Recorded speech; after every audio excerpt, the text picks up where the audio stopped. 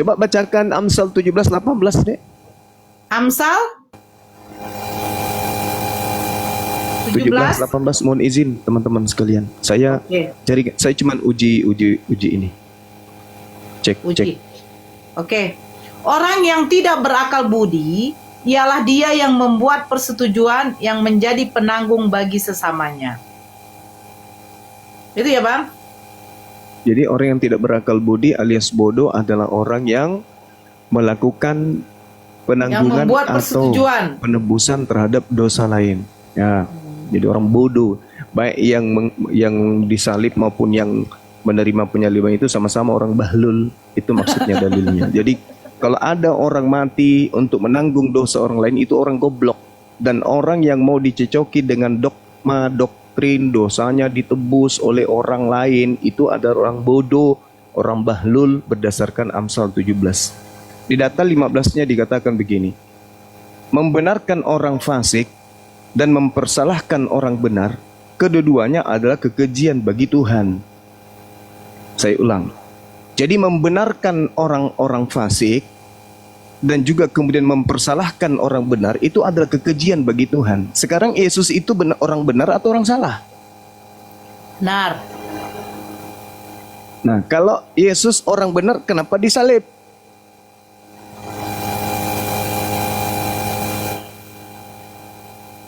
Kenapa Untuk Rasmi? membenarkan orang fasik, betul? Betul. Karena untuk membenarkan orang fasik. Nah, menurut dalil yang ada di dalam Lukas 24, nomor 44, Yesus harus meninggalkan dunia ini berdasarkan yang tertulis di kitab Amsal. Bukan di kitab Roma, Galatia, bukan, tapi di Amsal. Jadi, membenarkan orang Kristen dan mempersalahkan Yesus, kedua-duanya adalah kekejian bagi Tuhan. Jadi jangan mau percaya agama menebus dosa itu, jangan mau percaya. Itu ajaran konyol. Sekali lagi nomor 18-nya, orang yang tidak berakal budi alias bodoh, bahlul, dongok adalah dia yang membuat persetujuan atau kesepakatan menjadi penebus atau penanggung bagi sesamanya. Itu orang bodoh, itu orang bahlul. Orang kayak gitu itu harusnya ditenggelamkan di laut. Rasmi, silakan Rasmi. Pertanyaannya Oke. itu. Oke. Yang dikutuk siapa, Itu Rasmi? Amsal. Sebentar. Itu Amsal. Oke. Baca dulu tentang apa? Di situ tentang Salomo. Ya. Di situ tentang Salomo. Jelas di situ dikatakan tentang Salomo. Jadi ini nasihat-nasihat. Ya, bukan tentang Yesus ataupun tentang kutuk. Tetapi ini tentang Salomo. Ya. Makanya jangan membawakan Amsal ke Yesus. Lari jalur. Oke. Jangan membawakan Amsal ke Yesus. Yesus yang berkata harus digenapi semua yang tertulis tentang aku. Di mana? Di Perjanjian Lama. Amsal itu adalah kitab hikmat. Jadi apa yang dinarasikan Daud, apa yang dinarasikan oleh Salomo, itu semuanya adalah bercerita tentang hikmah. Hikmah orang benar, hikmah orang fasik, pengkhianat, dan seterusnya. Itu dalil. Kenapa justru sekarang Anda kemudian mengatakan itu Salomo? Oke. Enggak dong. Oke, kita sekarang Amsal 17 itu Tuhan menyatakan melalui Salomo, membenarkan orang fasik dan mempersalahkan orang benar, kedua-duanya adalah kekejian bagi Tuhan. Percaya nggak dalil itu? Itu dulu, kok cerita tentang Salomo? Ini hikmat. Ini tentang hikmat. Membenarkan orang fasik, yaitu pemakan suap, dan mempersalahkan orang benar, yaitu Yesus, kedua-duanya adalah kekejian bagi Tuhan. Percaya kagak? Kalau percaya, berarti Kristen itu adalah kekejian, agama yang keji, agama kekejian Kristen itu. Kenapa? Kan orang Kristen membenarkan orang benar itu untuk dipersalahkan. Makanya dia disalib. Tapi kalau Anda menolak Amsal, ya buang, kembalikan kitabnya orang. Kan itu memang kitabnya agama Yahudi, dan Yesus juga orang Yahudi. Kalian ini siapa rupanya? Kok milih-milah? Kitabnya Yahudi mengatakan, membenarkan orang fasik, yaitu para pengkhianat, yaitu orang-orang yang ingin mencelakakan Yesus, dan mempersalahkan orang benar, yaitu Yesus, itu kedua-duanya adalah kekejian bagi Tuhan. Jadi memutuskan Yesus untuk disalib, itu sudah kekejian. Kok jadi penebus dosa? Penyaliban terhadap Yesus itu kekejian bagi Tuhan. Kok datang dari barat kok katakan itu untuk nebus dosa? Matamu suwe. Ayo, benar enggak ucapan Amsal itu? Membenarkan orang fasik dan mempersalahkan orang benar, kedua-duanya adalah kekejian bagi Tuhan. Betul atau salah? Betul atau salah? Itu aja dulu. Jangan Amsal itu bukan untuk Kristen. Yang sejak kapan kitabnya Yahudi untuk Kristen? Cuman saudara agar sadar aja aku jawab, bahwa konsep aku yang jawab dulu ya. ditanamkan oleh gereja awal mula itu adalah konsep yang keliru, tidak sesuai dengan fakta yang ada, baik berdasarkan kitabnya Yahudi maupun kenyataan yang ada di lapangan. Begitu Bu Rasmi. Jadi muncul pertanyaan, orang yang berakal adalah orang yang mempersetujukan atau setuju menjadikan dosa-dosanya ditanggung bagi sesamanya. Kalau orang Yahudi, Bu Rasmi, dosa mereka itu ditanggungkan kemudian kepada binatang, ditanggungkan kepada hewan. Makanya mereka korban hewan. Nah, kalau manusia Yesus yang menjadi penanggung dosa, maka kata Amsal 17 itu adalah orang bodoh. Makanya Paulus pun mengatakan penyaliban itu adalah kebodohan. Nah, sekarang di data nomor 15-nya, membenarkan orang fasik dan mempersalahkan orang benar, kedua-duanya adalah kekejian bagi Tuhan. Apakah menurut Bu Rasmi data ini salah? Coba Anda jawab. Silakan. Oke, aku jawab dulu mulai dari yang Amsal tadi ya. Ini kita buka di Matius 5 ayat 17. Janganlah kamu menyangka bahwa aku datang untuk meniadakan hukum Taurat atau kitab para nabi. Nah, aku datang bukan untuk meniadakannya melainkan menggenapinya. Nah, jadi di sini Yesus sudah katakan hukum Taurat dan kitab para nabi. Nah, Amsal itu bukan Taurat dan bukan juga kitab para nabi. Tetapi kalau kitab Taurat itu Kejadian, Keluaran, Ulangan, Bilangan, itu kitab Taurat. Dan kitab para nabi itu Yesaya, Mazmur, itu yang nabi. Kalau Amsal itu tentang Salomo. Salomo di Alkitab bukan nabi melainkan raja. Anak dari Raja Daud adalah Raja Salomo. Jadi bukan nabi kalau di Alkitab, kalau Salomo. Jadi kalau untuk Yesus sudah mengatakan jelas kitab Taurat dan kitab para nabi itu yang digenapi. Jadi kalau Amsal itu tentang Raja Salomo. Jadi itu nggak nyambung untuk mengartikan tentang Yesus di Amsal. Itu ya.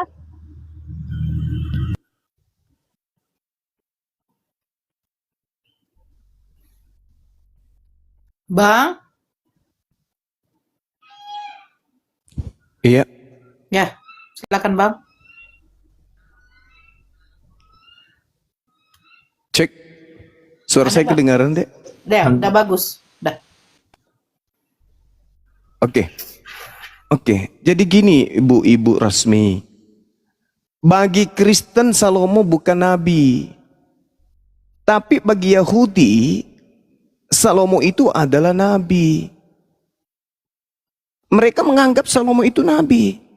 Makanya kemudian kitabnya Pengkhotbah, kemudian termasuk Kidung Agung, Pengkhotbah, kemudian Amsal. Sedangkan di dalam kitabnya orang Yahudi yang disebut nabi itu adalah mereka yang menerima penglihatan. Tuhan kemudian menyatakan diri melalui penglihatan. Salomo menuliskan penglihatan, dia nabi. Salomo itu nabi bagi orang Yahudi, bagi orang Kristen yang nabi itu siapa? Luluga. Tapi kalau dalam kehidupan orang Yahudi, Salomo itu selain nabi dia juga adalah raja. Itu. Nah, Yesus mengatakan kita para nabi, termasuk Amsal. Kenapa kemudian ibu menyangkal? Haruskah begitu untuk nipu orang gitu loh? Jelas-jelas Salomo itu adalah nabi orang Yahudi. Sekiranya Salomo itu tidak dianggapnya sebagai nabi, maka tidak mungkin tulisannya mereka imani. Ingat, Salomo itu adalah salah satu dari 48 nabi-nabi Yahudi. Ada 48 nabi-nabi yang diimani Yahudi, salah satunya itu adalah Salomo. Anda Kristen, Anda wajar. Nah, kalau Anda mengatakan itu bukan nabi, berarti Anda mendudukkan tulisan Salomo pengkhotbah, kemudian Kidung Agung, kemudian Amsal itu sebagai kitab yang sama seperti Ibrani, sama seperti Lukas, Markus. Masa Anda menganggap kitabnya orang Yahudi kedudukannya sama seperti kitab-kitab yang dari barat itu? Ya enggak dong. Jadi Bu Rasmi, sekali lagi saya katakan, kitabnya orang Yahudi menerangkan dengan jelas bahwasanya membenarkan orang fasik dan mempersalahkan orang benar, kedua-duanya adalah kekejian bagi Tuhan. Nah, data ini menjelaskan bahwasanya menjadikan Yesus terdakwa di atas tiang salib itu adalah kekejian. Mempersalahkan Yesus, menghukum Yesus, mensalibkan Yesus itu adalah kekejian. Itu nggak bisa dipungkiri. Amsal 6 nomor 16 juga begitu. 6 perkara yang dibenci oleh Tuhan dan 7 kekejian di dalam hatinya, itu menumpahkan darah orang yang tidak bersalah. Jadi kalian ini memang sulit. Kalian tidak bisa lari kemana-mana. Kenapa? Karena konsep yang Anda bangun itu adalah konsep dewa Molok, menebus dosa, mendamaikan kemudian manusia dengan dewa, yaitu dengan menumpahkan darah. Itu tidak dianut oleh agama Yahudi. Agama Yahudi menebus dosa itu dengan kurban hewan, bukan dengan kurban manusia, apalagi Tuhan. Nah, inilah saudara-saudara Kristen harus paham sampai situ. Jadi Bu Rasmi, sekali lagi, apakah Anda percaya bahwa Amsal 17 nomor 15 menyalib Yesus adalah kekejian bagi Tuhan? Jawab.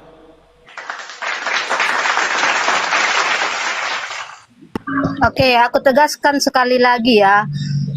Amsal itu bukan Raja Salomo, itu bukan nabi, tetapi raja bangsa Israel, ya.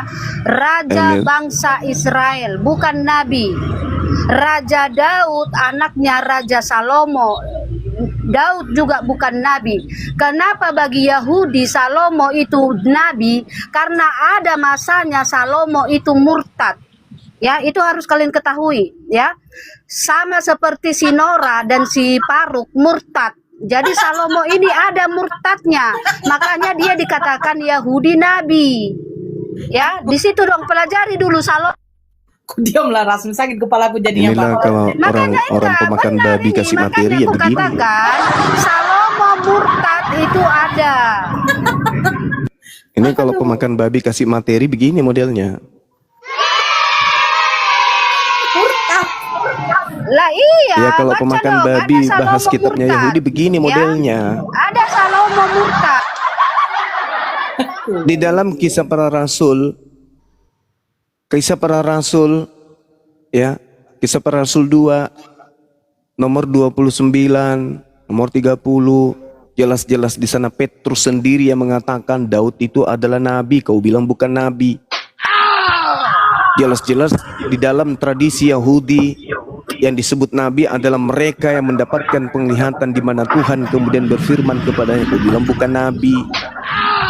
Cuman lu gak nabi rupanya kau. Di dalam kitabnya orang Yahudi bilangan 12 nomor 6. Lalu berfirmanlah Tuhan, dengarkanlah firmanku ini. Jika di antara kamu ada seorang nabi, ini jelas ini. Jika di antara kamu ada seorang nabi, maka aku Tuhan menyatakan diriku kepadanya dalam penglihatan. Aku berbicara dengan dia dalam mimpi. Cuma kau waras sedikit napa? Suara saya masih kedengaran, saudara-saudara? Dengar Bang. Masih Bang. Alhamdulillah. Murtad. Alhamdulillah. Jadi Amsal itu kalau bukan nabi, lalu apa? Dia mencatat, dia menulis 3 kitab.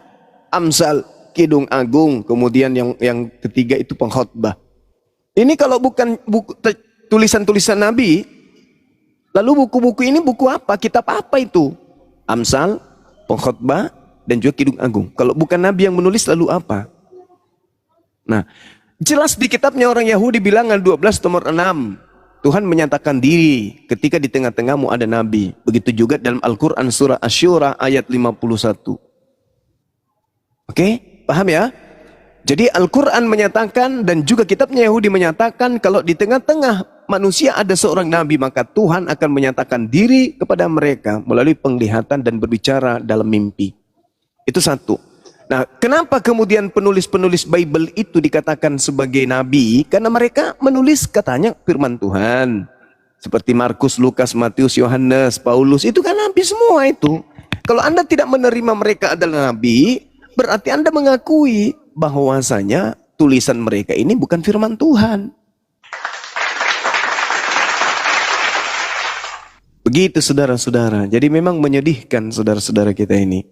Saudara kita dari sebelang ini memang menyedihkan. Mereka hanya terlanjur aja menjadi oten. Mereka terlanjur oten, tapi mereka baru sadar ternyata setelah dikuliti, mereka berdasarkan buku yang mereka jadikan sebagai pegangan firman Tuhan, katanya mereka membantah sendiri isi kitab tersebut. Nah, inilah celakanya. Makanya kita bertugas untuk menyadarkan mereka, saudara-saudara kita yang masih mau sadar. Silakan Dinda dilanjut. Jaringan saya belum bersahabat, silakan. Jaringan abang bagus. Cuman kata murtad tadi loh. Selalu mudah murtad, ya Allah. Oh ya? Jaringan Bang Juma bagus. Yang nggak bagus itu otak si Rasmi tadi. Kenapa? Jaringan Bang Juma bagus.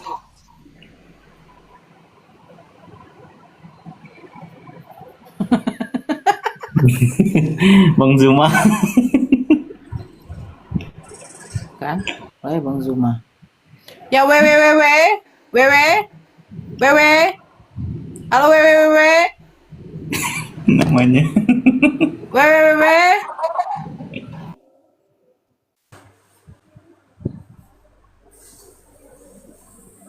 Oke. Mister. Assalamualaikum. Waalaikumsalam. Islam, Bang? Islam. Ya, waalaikumsalam. Ada yang mau disampaikan, Bang? Belum ada. Kenapa, Bang? Cuman ikut ngimbrung gitu. Oh, ya, izin di bawah ya, Bang. Oke, siap. Sukron Bang Indra. Wewe gembel. Astagfirullahaladzim, ya Allah. Murtad katanya, murtad.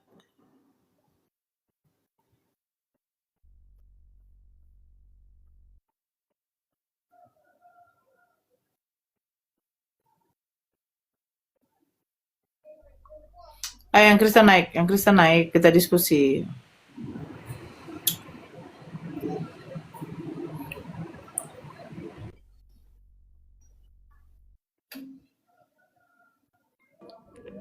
Mbok Konora Oh ya, Pak Wi.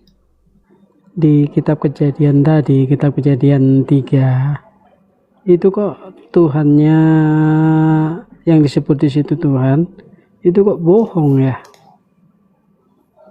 Bohongnya gimana? Katanya kan kalau makan buah pengetahuan Akan mati. Ya, Ya, ternyata kalau telanjang. buah itu dimakan ternyata nggak mati kan? Telanjang ya. Iya, tapi ternyata nggak mati kan? Berarti Iya. bohong dong ya. Katanya kayak gini Pak Winata. Hanya prank.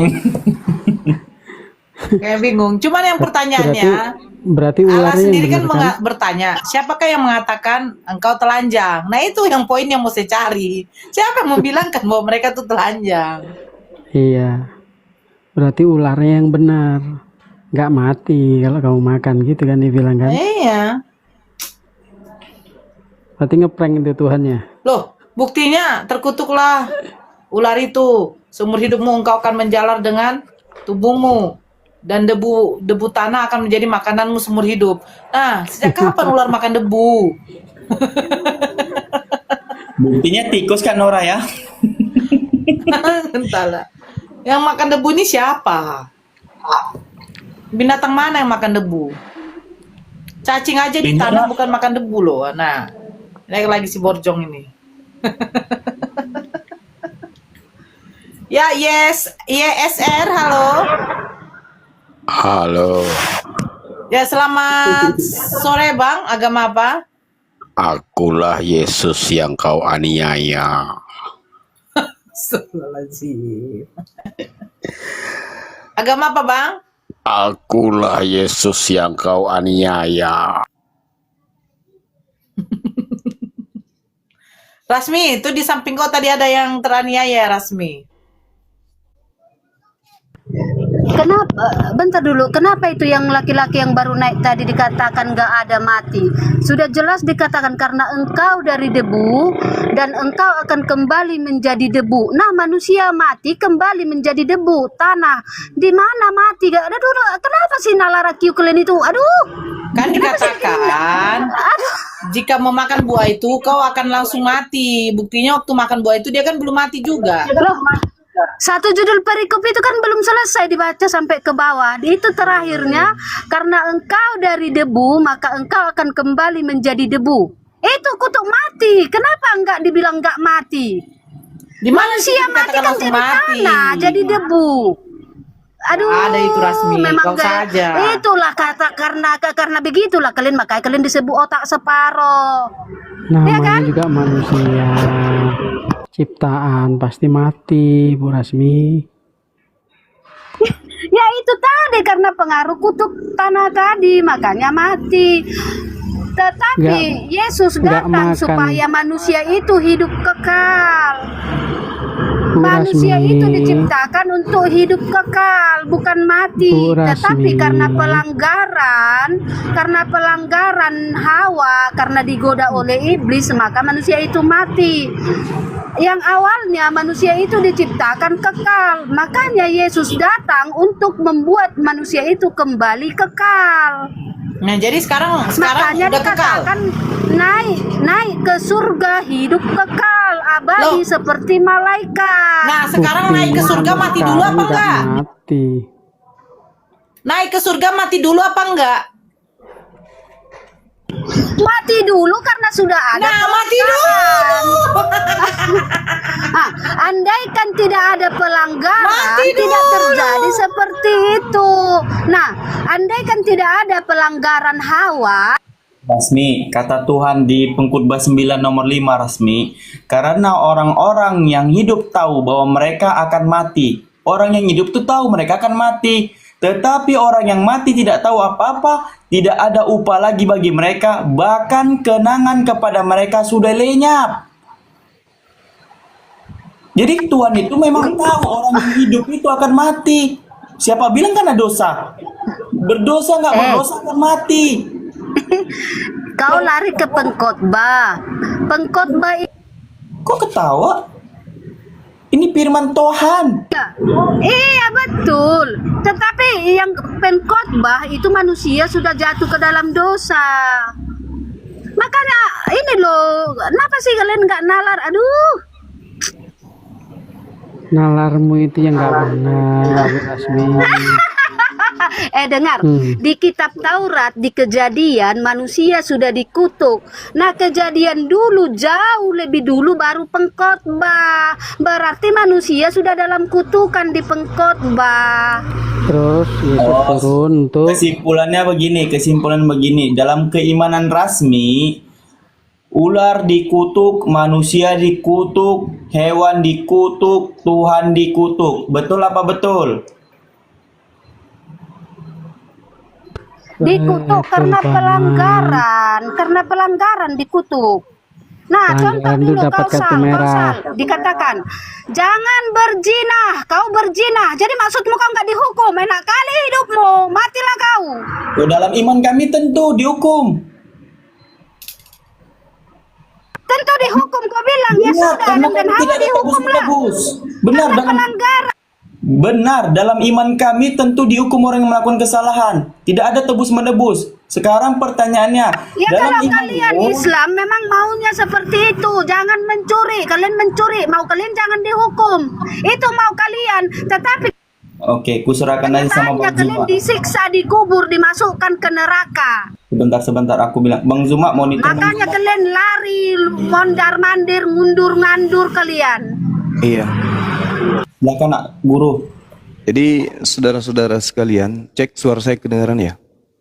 Dengar Bang, dengar. Suara Bagus, saya kedengaran bagus. nggak nih? Oke. Dengar, Bang. Saya Ada, mau Bang. tanya Ada, sama Bang. Bu Rasmi. Tolong Ada, Bang. tunjukkan dulu data. Baik, makasih.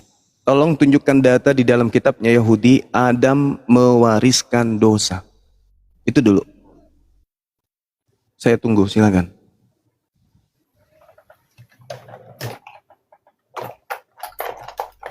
Silakan Rasmi.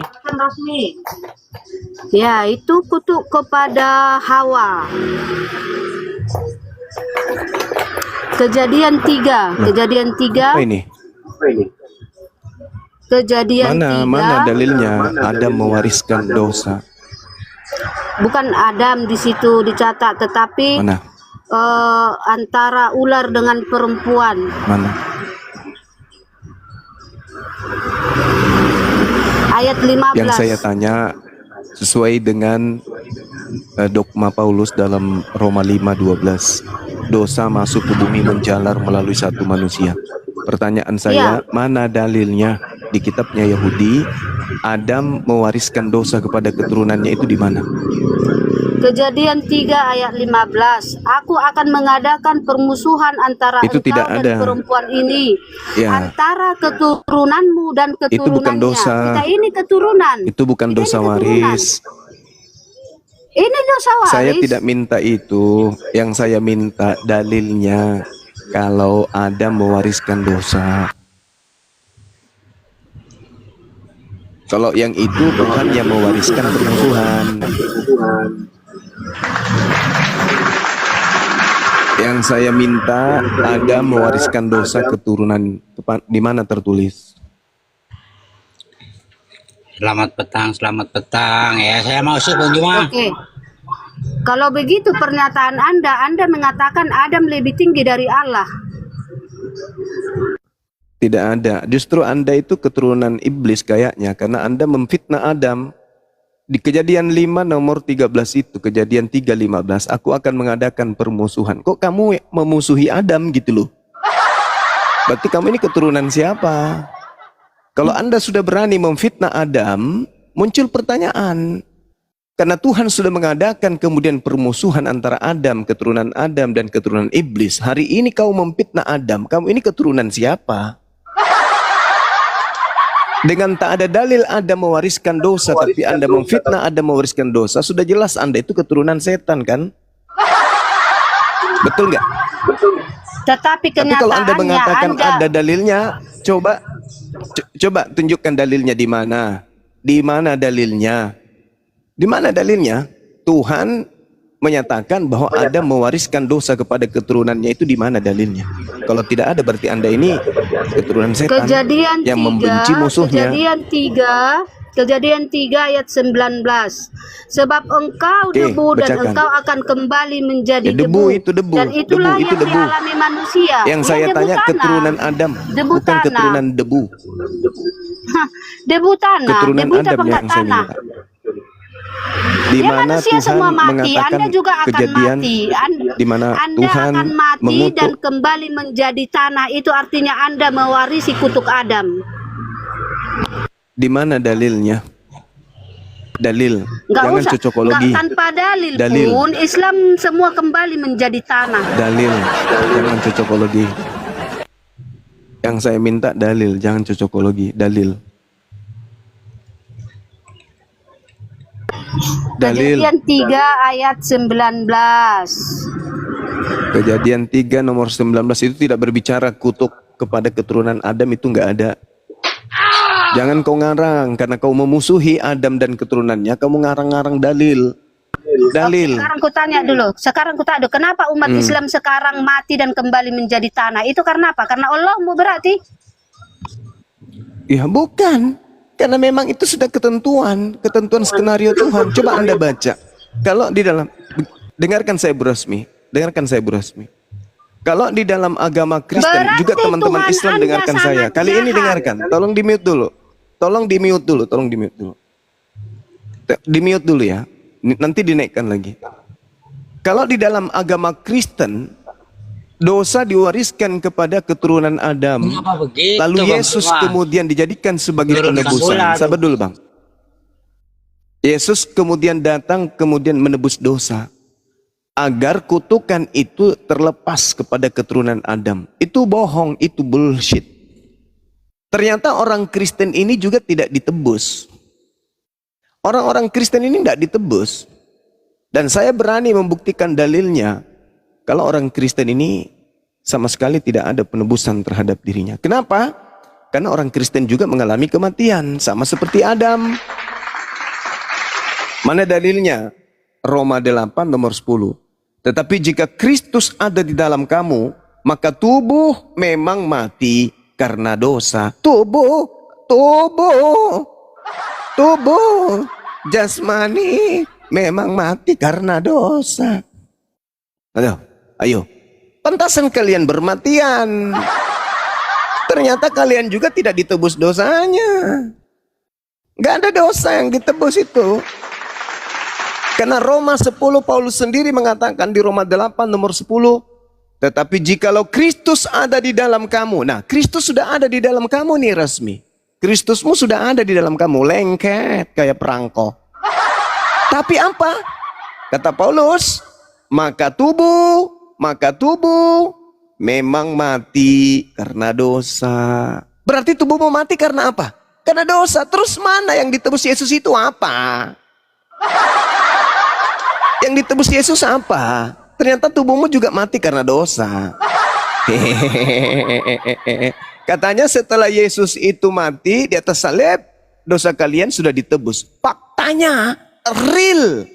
Tertulis di dalam kitabmu bahwa orang-orang Kristen mati karena dosa.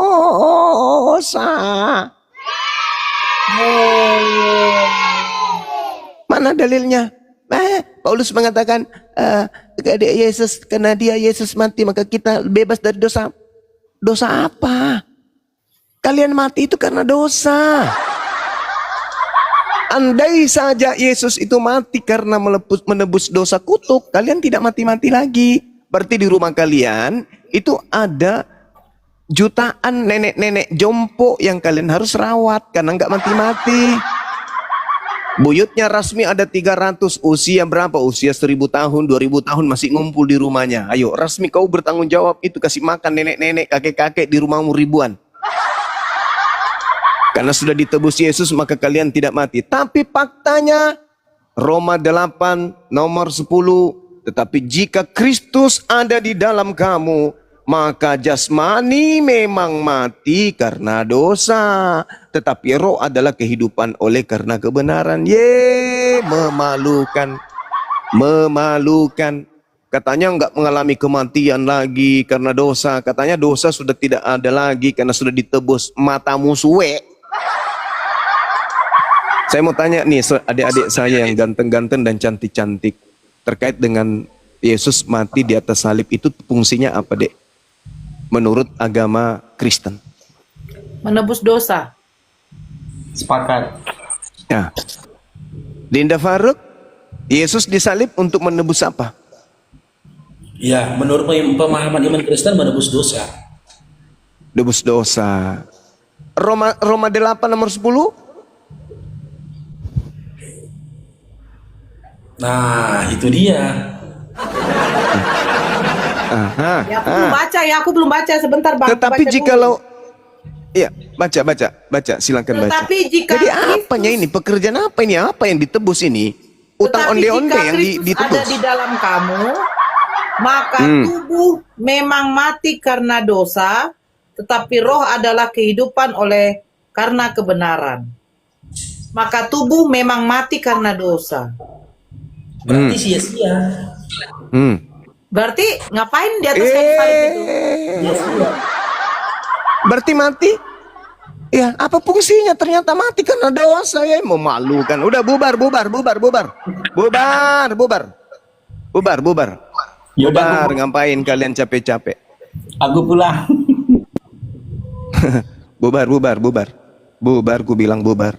Tubuh Oten memang mati di dalam dosa. Ayo, masih mau ku datang besok. Untung adik-adik saya ini sudah meninggalkan ajaran itu. Untung sekali. Fakta real terjadi kan? Dalil. Makanya Al-Quran mengatakan wa makaru wa makarallah wallahu khairul makirin. Mereka ingin membuat makar terhadap Nabi Isa alaihissalam, tapi Allah kemudian membalas makar mereka. Kenapa? Karena Allah sebaik-baiknya pembalas kejahatan. Dia mengatakan dosa waris telah ditebus. Faktanya dia sendiri juga yang menulis. Orang Kristen mati karena dosa. Berat itu saudara-saudara. Jadi fungsi penebusan itu ya hanya obat kuping kalau berdasarkan Roma 8 nomor 10. Silakan adik-adik dikembangkan data itu. Lanjut. Siap, Masya Allah. Kita sapa nih, baru bergabung dulu Bang Ada si Flocky Boy. Halo Flocky Boy, selamat bergabung Flocky Boy. Flocky Boy. Ya, Flocky Boy. Ya, halo Flocky. ya, Ya, Islam Kristen. privasi bang. Kalau memang privasi, ngapain kau naik ke atas Dinda? Aduh. Oh, siapa? Kalau privasi, udah kau bungkus aja imanmu itu dengan tiga kain warna-warni. Kau ikat pakai karet, simpan dalam celana dalammu.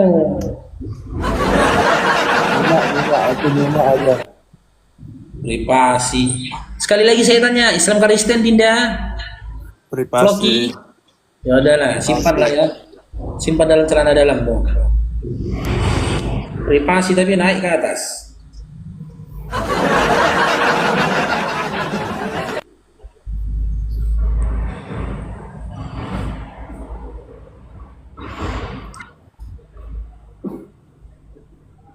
Oke, si cinta minta naik lagi. Nah.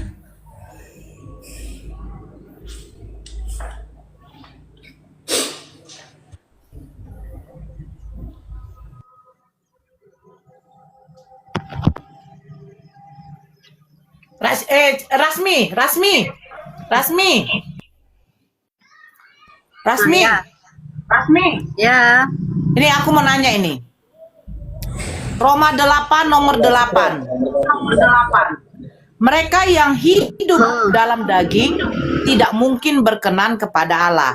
Tetapi kamu tidak hidup dalam daging, melainkan dalam roh, jika memang roh Allah diam di dalam kamu. Tetapi jika orang tidak memiliki roh Kristus, ia bukan milik Kristus. Pertanyaannya, sekarang kamu hidup dalam daging apa hanya dalam roh? Di dalam Oke. dalam kehidupan. oke. Kita berusaha selalu di dalam roh ya. Karena buah-buah roh tercatat di Galatia, buah-buah roh itu Yang saya karena tanya, roh itu ada. Rasmi, dengar dulu. Rasmi Ada yang saya tanya sekarang ini, Ya. kamu hidup di dalam roh apa hidup di dalam daging? tadi roh Kristus ya, roh Kristus. Dengar, dengarkan saya baca. Sebentar, dengarkan saya baca lagi. Mereka yang hidup dalam daging tidak mungkin berkenan kepada Allah. Tetapi kamu tidak hidup dalam daging, melainkan dalam roh. Nah, pertanyaan saya, sekarang kamu hidup di dalam apa? Di dalam roh.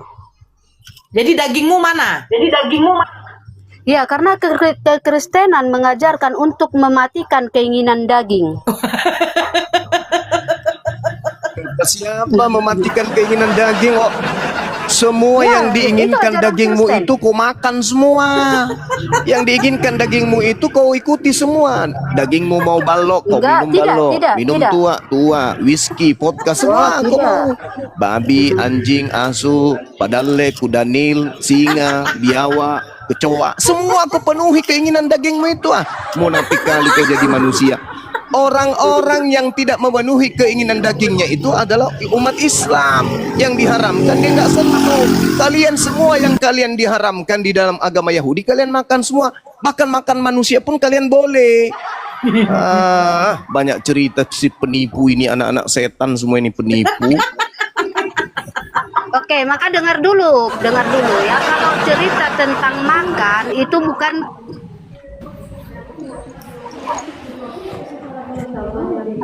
Berarti waktu perang salib begitu ya, dihalalkan. kenapa di mute? Kenapa Ya, di mute? silakan, Yesus, silakan. makanya dengar dulu. Kalau tentang makan itu bukan keinginan daging.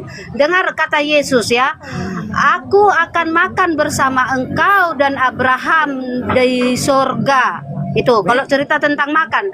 Tetapi kalau tentang keinginan daging ataupun buah-buah dari daging, coba baca di Galatia 4. Daging itu adalah itu dia sihir, jahat, gitu-gitu dia ya. Tapi kalau buah-buah dari roh, kasih, sukacita, damai sejahtera, kebaikan, keramah tamahan, kelemah lembutan, kesabaran, penguasaan diri, itulah buah-buah roh. Itulah yang yang kamu bacakan tadi, Nora. Jadi kita itu harus hidup dengan di bawah roh. Jadi buah-buah roh Sekarang itu yang ini aku kau bacakan hidup di tadi. dalam apa? Di Nggak dalam gitu, roh. Di Orang dalam nggak roh. gitu. Nggak gitu. Sekarang tidak Nah, resmi. Ketika makanya dengar dulu tidak resmi. Tidak resmi.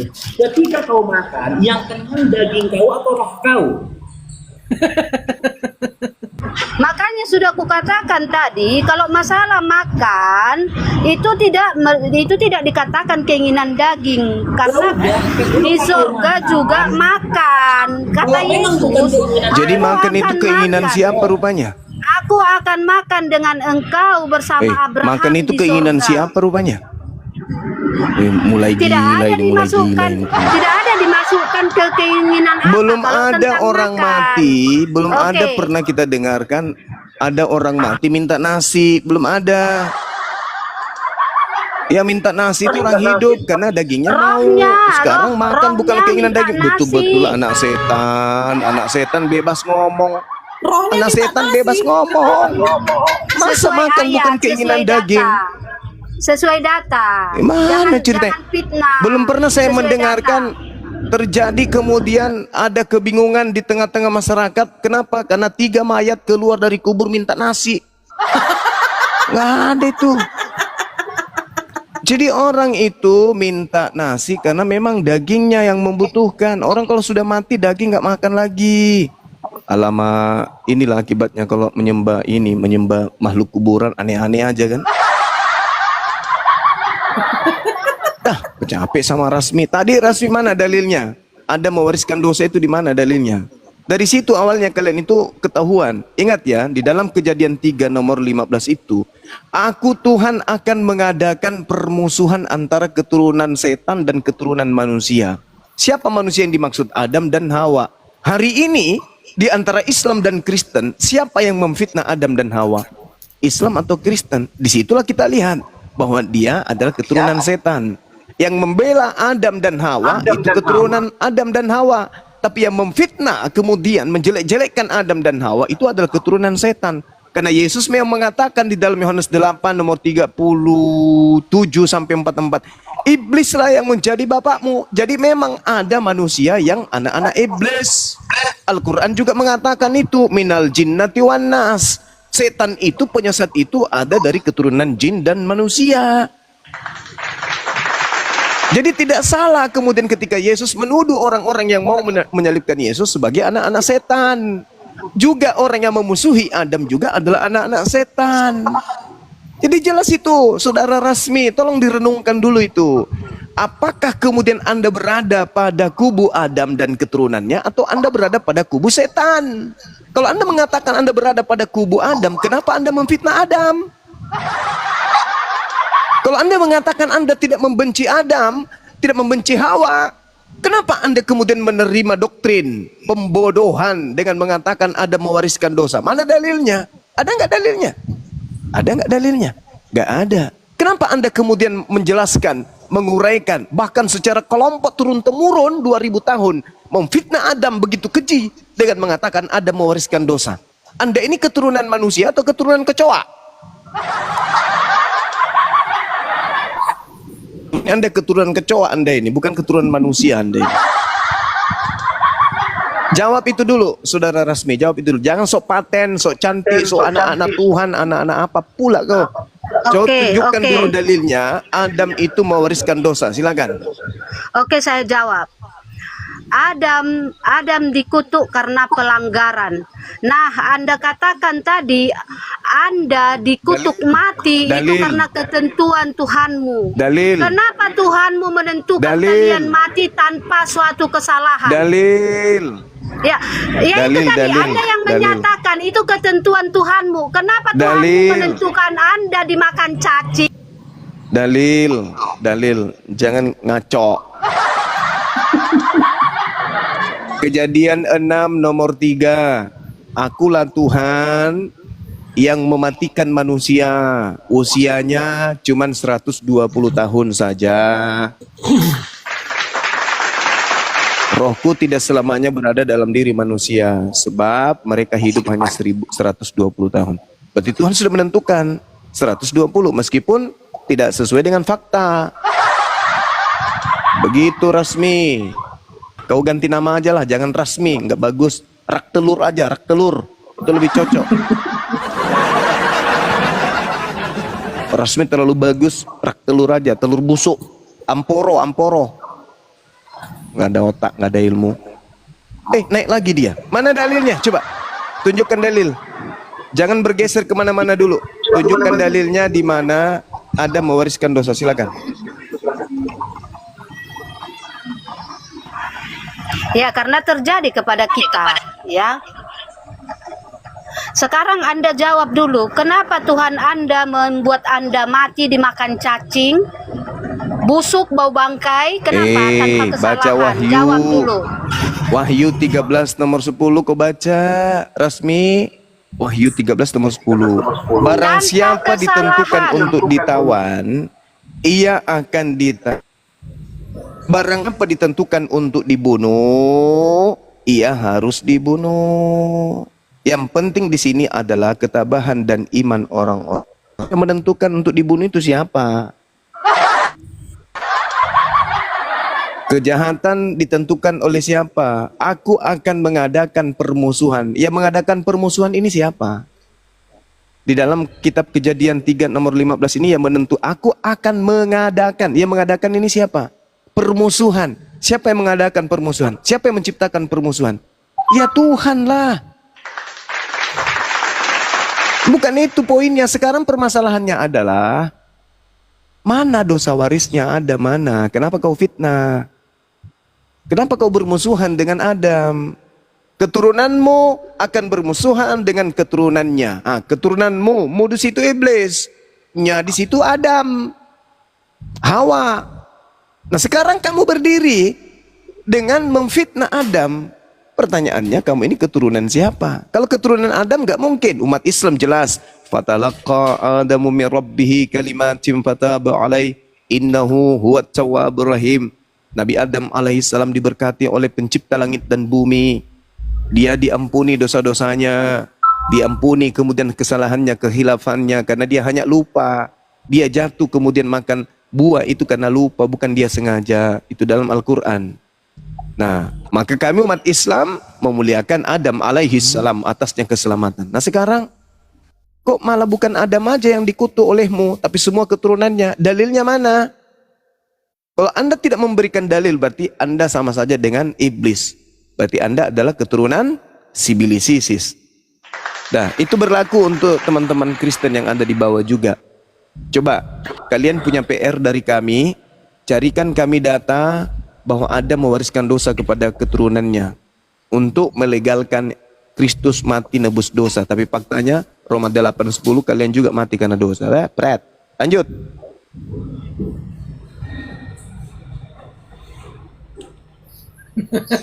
Dia mau naik lagi tuh. Kebal dia. Yang lain dulu, Bang. Kita kasih kesempatan yang lain dulu. Betul-betul nggak ada malunya.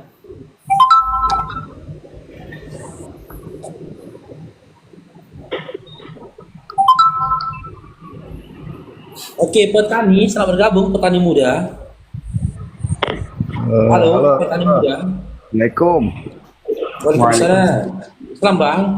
Ini mau numpang tanya ya, mau minta tipsnya kayak gimana gitu ya, ke Bang Zuma atau ke siapa aja lah yang paham-paham gitu Ya, kan. silakan, tanya apa bang?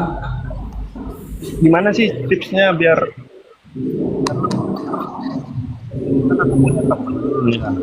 dia Kristen, Protestan. Dia kadang bingung pengen masuk Islam tuh, kadang bingungnya, kadang mikirin keluarganya juga gitu, biar tahu agama yang benernya tuh gimana. Kayak tadi kan aku nanya di Roma berapa? Roma 8 nomor 10 ya tadi. Yang Yesus mati dan menebus dosa itu jawabannya di Roma 8 nomor 10 ya tadi. Iya. Gini aja bang petani, gini aja bang petani. Abang DM saya, nanti saya kasih nomor WA saya. Selanjutnya komunikasi sama dia melalui WA saja, biar pribadi diskusinya. Baik Bang. Nah, mana tahu dia malu kan, atau sungkan dia kan mau mempertanyakan sesuatu di Komal ini, takut disaksikan keluarganya, ditonton oleh teman-temannya. Udah kita jalur belakang saja. Bener Bang, karena gengsinya tuh masih tinggi banget yang namanya orang Kristen. Iya. Gengsinya. Orang Batak dia bang petani. Bener. Nah, apalagi dia orang Batak kan, ada banyak memang yang jadi pertimbangan sama dia. Meskipun sudah kandas dia dengan imannya, ada beberapa hal lagi yang masih membelenggu dia. Terkhusus ya doktrin dan juga tekanan dari keluarganya ke depannya. Itu wajar, itu serangan serangan psikis terhadap diri dia. Ya insya Allah saya sudah melewati itu, ya. Dan insya Allah saya juga bisa memberikan tips nanti kepada dia bagaimana ke depannya, gitu loh. Bagaimana menghadapi keluarga. DM aku aja nanti bang petani ya. Ini abang Baik Bang, makasih ya. Nanti kasih kontak personku, oke bang petani ya. Terima kasih Bang semuanya. Yo, Assalamualaikum. Waalaikumsalam warahmatullahi wabarakatuh. Naikkan lagi moderator. Next. Si Rasmi lagi Bang Paruk. Dia memang gak ada malunya nih. Udah pergi dia. Rasmi adalah penipu, narasinya tak bisa dibuktikan. Oke Rizky, selamat bergabung. Rizky. Ya, Halo. Ya, Islam Kristen. Islam. Ya, assalamualaikum. Ada yang mau disampaikan Bang Rizky? Waalaikumsalam. Ini saya mau menyampaikan ke Bang Zuma sama Mbak Nora. Ya, silakan Bang. Untuk para teman-teman, terima kasih untuk menegakkan ajaran agama Islam. Teruntuk Bang Zuma sama Mbak Nora itu terima kasih. Kami terbantu di sini yang ada di Bali, karena banyak dari teman-teman apologet. Di sini kekurangan untuk teman-teman apologet yang ada di Bali. Mohon direalisasikan ada penempatan apologet di Bali gitu. Pembuatan cabang gitu. Mungkin ada tanggapan dari Bang Zuma gitu. DPW Bali ya? Iya Bang Anda, gimana Bang Anda? Di Bali sudah ada DPW-nya Bang? Bang Zuma.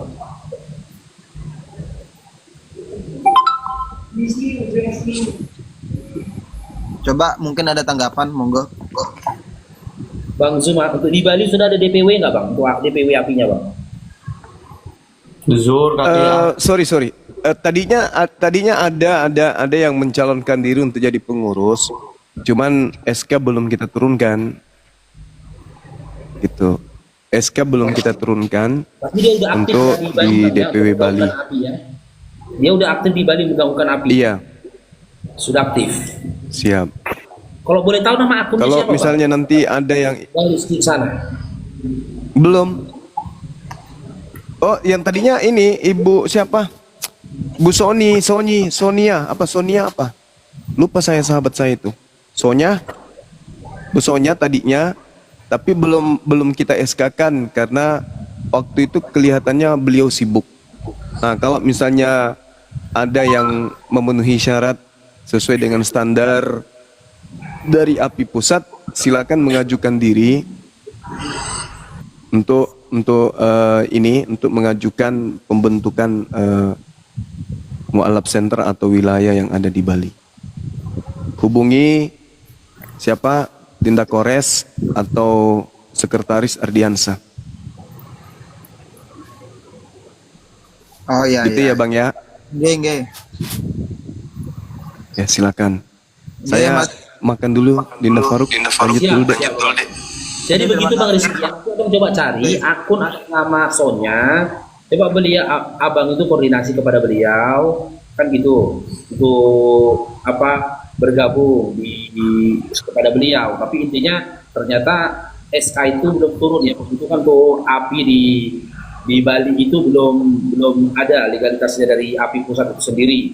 Tapi ketika nanti teman-teman di Bali bisa menunjukkan eksistensinya, bisa menunjukkan kinerjanya untuk menggaungkan API di Bali nanti, bukan tidak ada kemungkinan ya nanti insya Allah ke depannya ya DPP dari API pusat itu akan memberikan SK pembentukan manajemen yang ada di API Bali itu tadi Bang.